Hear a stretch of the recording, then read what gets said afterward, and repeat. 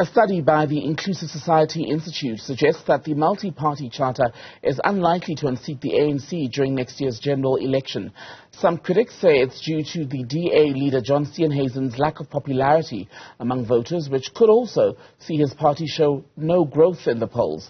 Political analyst Professor Ntsikelelo Breakfast, joins us tonight to talk more about this. A very good evening to you, Professor. Good to have you on News at Prime. So, John Steenhuisen's popularity is back under discussion. Some saying that is why the multi-party charter is in fact looking for another face for its campaign.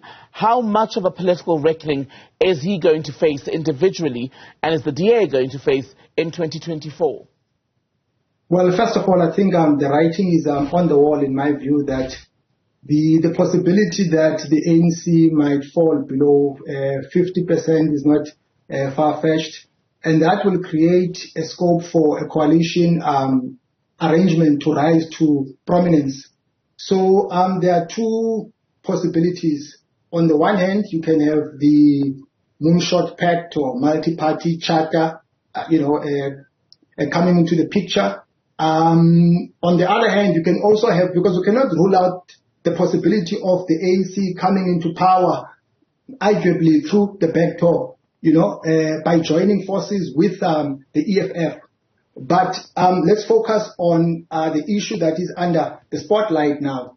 You have John Steenhuisen, who is the leader of the multi-party charter. But also there is another new development. There is this new political formation that has been established. I think the guy's name is Roger something. Roger Jardine, yes. Yes, yeah, who is reported to be a brainchild of the market forces.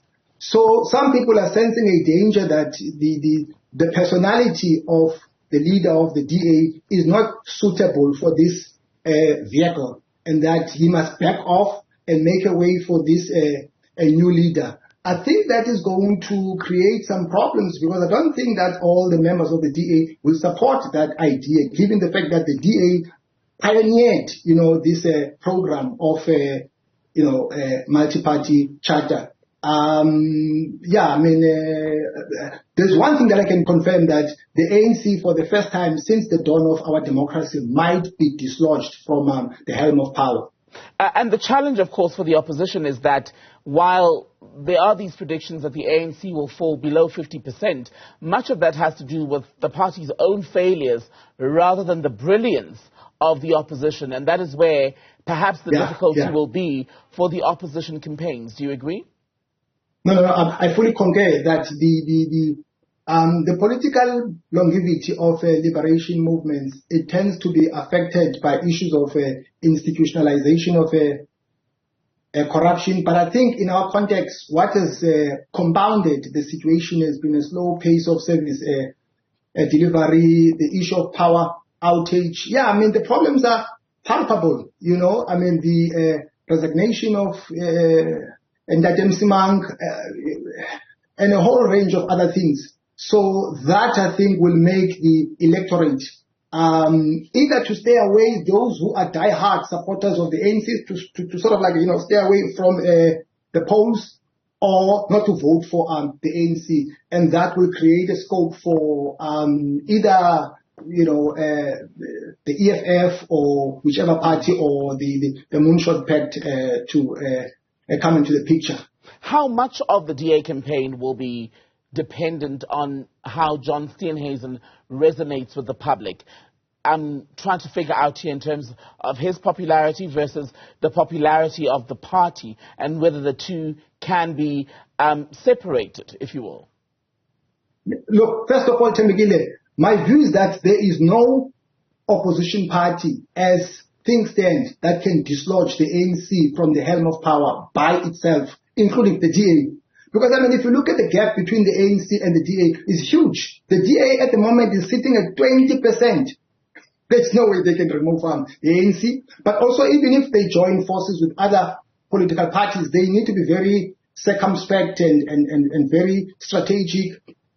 I think they need to downplay this, phraseology of non-racialism and so on, because if you want to reach out to the majority of black voters, you have to historicize about our problems, because we have a history of inequality. The land was taken away from the majority. You have to appreciate all those things if you want to win over black people. So you can't just articulate, the outlook of non-racialism, that you are transcending beyond color, and so on. So that's why I'm saying that maybe or maybe not, it will be strategic to make a way for the new leader who has addressed us today to be the one that is the embodiment of this new movement or multi-party charter. The challenge with that, Professor Breakfast, is that the multi-party charter is interesting, that while they agreed to come together if the ANC dips below 50% to form a government nationally in 2024, they also are going to be running individual campaigns. Now, in those individual campaigns, party by party, you begin to see the difference in policy. So even if, because it's been denied at this point, even if there was to be a deal with Roger Jardine, there is no certainty that on a sentence-by-sentence reading of the policy, this movement, which he's now launched officially today, would align with the DA. And you also have to look at a post-election level where, if those calculations are made, who takes responsibility for the failure if the campaign is not a success with a new face? Fair enough. I think you're making a very good point that they've agreed that they are going to run individual campaigns in the build-up to the upcoming elections. Though, in between, anything can happen in terms of, striking a new deal. But I think the DA by itself might not do well, in my view, given the fact that they've been faced with a plethora of challenges. For instance, there have been an exodus of black leaders. The DA's standpoint on transformation is not clear. And, it comes across most of the time as gravitating to its historical, a constituency, as opposed to, reaching out to all and sundry. But I guess, when the democratic outcomes have been announced, that's when they will have time to join forces. And if indeed there is a dip in DA electoral support, do we expect the same will happen to John Steenhuisen as happened to Mmusi Maimane after 2019, where he was, for all intents and purposes, shown the door? I don't think so, because I don't think that if we compare him and Mmusi, we're comparing apples with apples. I think the reason why Mmusi was dealt with a blow is because of his language on racial classification, because he spoke about white privilege and whiteness, and that's not the language of the DA. I think that made a lot of people upset, that he was sounding like an ANC member. Of course, not everyone is happy, even with the current leader of the DA, but because he's been elected, this year, I doubt very much if he can be elbowed or he can be shown the door. What do they do then to bolster his chances or bolster their own popularity ahead of the elections? Because ultimately it's votes that count, and often people vote based on loyalty and the appeal of the face of the campaign, even added or above, in fact, the issues of policy at times. No, for sure. And also the other thing that we don't like to talk about, which is part of the South African body politic, is the issue of race.